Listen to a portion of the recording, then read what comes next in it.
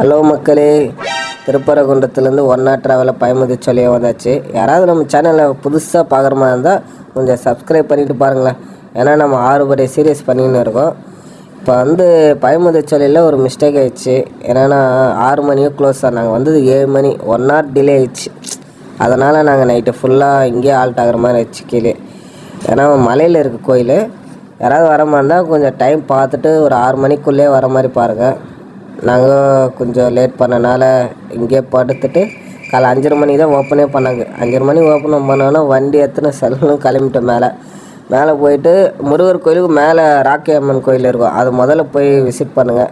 ஏன்னா அங்கே ஒரு தீர்த்து தருவாங்க. அது கேனும் அங்கேயே விற்கிறாங்க. கேனில் எடுத்துன்னு வீட்டுக்கு குழந்தை மேலெல்லாம் தெளிங்க. ஏன்னா ரொம்ப நல்லது.